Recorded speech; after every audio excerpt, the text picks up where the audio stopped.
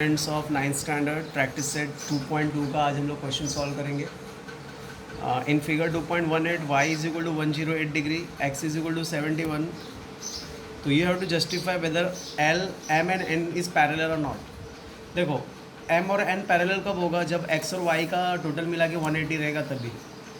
यहाँ पे अपने को चेक करना है कि एक्स और वाई का टोटल 180 है क्या। अगर 180 है, क्योंकि वो एक्स और वाई का इंटरनल एंगल है, तो अगर पैरेलल होता है तो क्या होता है, इंटरनल एंगल का वैल्यू 180 होना चाहिए।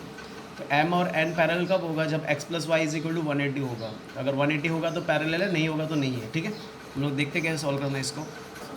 हाउ टू राइट आंसर लिखो। पहला डायग्राम यहाँ पे देखो, एक्स प्लस वाई लिखने का, angle X plus angle Y is equal to 180, right. X का वैल्यू कितना है? 71, वाई का वैल्यू 108। तो 71 प्लस 108 इज इक्वल टू 180, नहीं, 179 is not is equal to 180, correct. Therefore angle x plus angle y is not is equal to 180। Therefore line m is not parallel to line m. This will be the answer of first question. Okay, x और y 180 के बराबर नहीं है, इसके लिए line m और line l parallel नहीं है। Next question is, in the figure a is equal to b, a is equal to b, then prove line l parallel to line n। a b के बराबर है तो prove करना है कि l और m पैरेलल है। अभी क्या करने का, a का ऑपोजिट जो है ये, दोनों ऑपोजिट एंगल बराबर होता है। हाँ। अगर ये एंगल, इधर देखना है, ये एंगल इस एंगल के बराबर होगा तो करस्पॉन्डिंग एंगल है, तो इसके लिए l और m क्या होगा? पैरेलल होगा। कैसे लिखने का देख, अभी यहाँ पे अगर सपोज मैं इसको x दे देता हूँ, ठीक है, a किसके बराबर होगा? x के, और a किसके बराबर है? b के, तो x किसके बराबर होगा? b के बराबर होगा। तो x और b अगर बराबर है तो l और m पैरेलल होगा, क्योंकि ये करस्पॉन्डिंग एंगल है। Is this clear? लिखने का कैसे, ध्यान से देखो,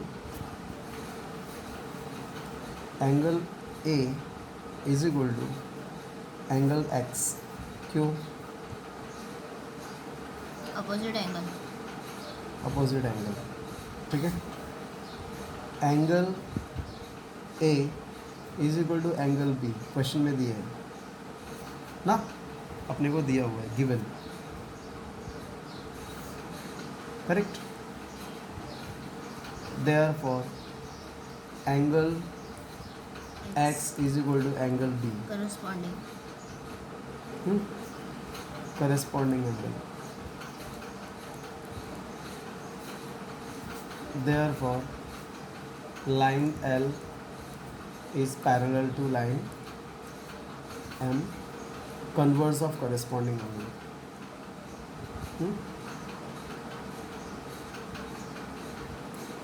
converse of corresponding theorem।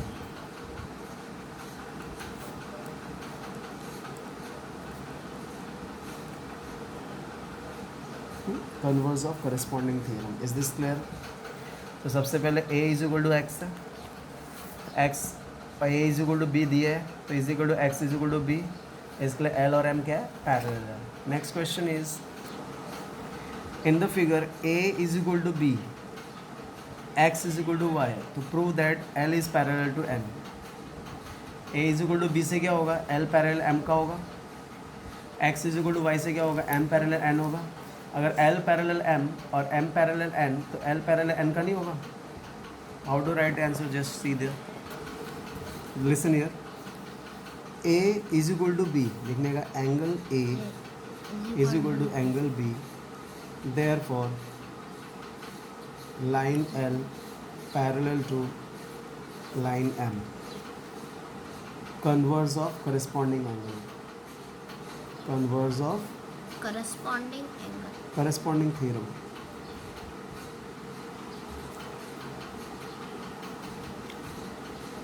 ठीक है, इसको देने का फर्स्ट नंबर, क्या देने का इसको?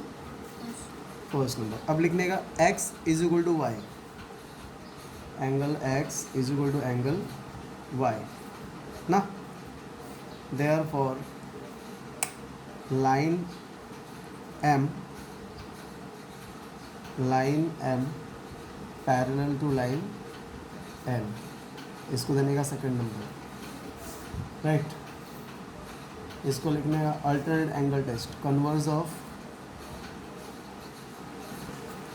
Alternate angle theorem. ठीक है, इसको देने का सेकंड नंबर. और फर्स्ट सेकंड से L parallel M, M parallel N, तो from first and second, from first and second line L is parallel to line N. अगर ये इसके पैरेलल है, ये इसके पैरेलल है और ये इसके पैरेलल है, तो ये डायरेक्ट इसके पैरेलल होगा कि नहीं. ये हो गया तेरा third answer. Okay, now understood. A is equal to B, therefore L is parallel to M. X is equal to Y, therefore M is parallel to N. From first and second, L is parallel to N. Next question is given in figure 2.21, if ray BA is parallel to DE. BA किसके parallel है? DE के parallel है. C is equal to 50, D is equal to 100. Find the measure of ABC. ABC का value निकालना है. ठीक है, तो हम लोग क्या करना है, हिंट में दिया है लाइन ड्रॉ करते हैं सी से होकर के ए बी के पैरेलल. राइट, ए बी के पैरेलल एक लाइन ड्रॉ करना है. ठीक है, how to write the answer, just look it. In question it is given that A B is parallel to D. A B किसके parallel है? D के. Right, और अपने को पता है C is equal to 50 and D is equal to 100. A B C का इसका वैल्यू निकालना है. तो सबसे पहले क्या करेंगे, हम लोग बताएंगे कि D जो है MC के पैरेलल होगा. किसके पैरेलल होगा? MC.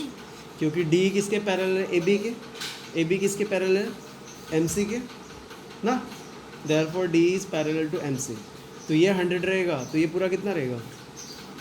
DCT, DCM कितना रहेगा? 100 रहेगा. 100 में से ये 50 है, तो ये कितना रहेगा? 50. लिखने का कैसे, ध्यान से देखो.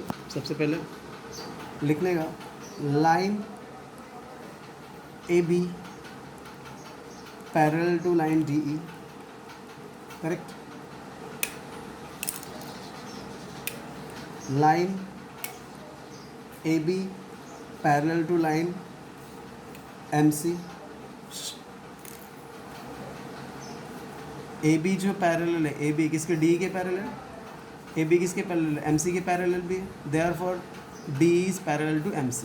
D किसके पैरेलल रहेगा? Therefore D is parallel to MC. बराबर. तो अभी तो angle EDC is equal to angle DCM equal रहेगा. Therefore angle EDC is equal to angle DCM is equal to 100. है कि नहीं? मतलब ये पूरा क्या रहेगा? 100 रहेगा. ये भी कितना है?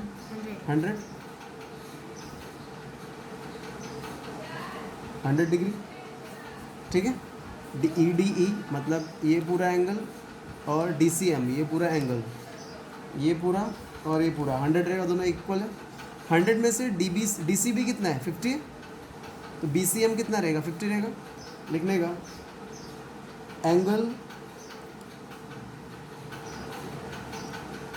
DCM is equal to angle BCD plus angle BCM.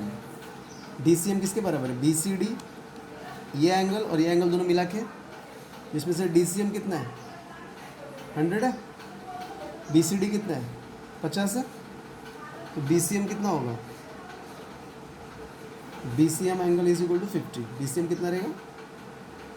50 degree. BCM कितना रहेगा? मतलब ये भी 50 हुआ. अभी AB पैरेलल है MC के, तो ये दोनों मिला के कितना होगा? 180. तो इसमें से ये 50 तो ये कितना हो जाएगा? 130 हो गया इसका वैल्यू. ऐसा लिख लेंगे. समझा? BCM 50 है. बराबर. पहले क्या क्या देख, AB is parallel to D A B is parallel to M C, therefore D is parallel to M C. तो इससे क्या होगा, E B C is equal to E D C is equal to D C M, E D C is equal to D C M 100। अब D C M में क्या आता है, B C D भी आता है और बी सी एम भी आता है, जिस वजह से डी सी एम 100 है, बी सी डी 50 है, तो बी सी एम कितना रहेगा, 50 रहेगा ना।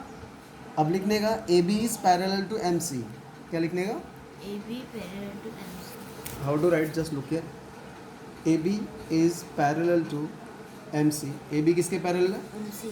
Therefore angle B plus angle C is equal to 180, क्योंकि पैरेलल लाइन रहते थे, इंटरनल एंगल 180 रहते हैं, ठीक है। इधर लिखने का इंटरनल एंगल, कौन सा एंगल है, देयरफॉर सी कितना है, 50 है, angle B plus 50 is equal to 180, angle B is equal to 180 minus 50 is equal to कितना आएगा, 130। तो answer will be 130। Is this clear, this is the way by which we can solve. तो angle C और angle B is equal to 180 हुआ, जिसमें से ये कितना है 50, तो ये कितना हो गया 130। So this is the answer of third question. Okay, take this screenshot. In total, today I solved 4 questions. This is the first question. This is the second question. This is the third question. And this is the fourth question. Student, you have to solve question number 1, question number 2, question number 3, question number 4 as a homework for today. If any doubt is there, please ask. Thank you. Have a great day.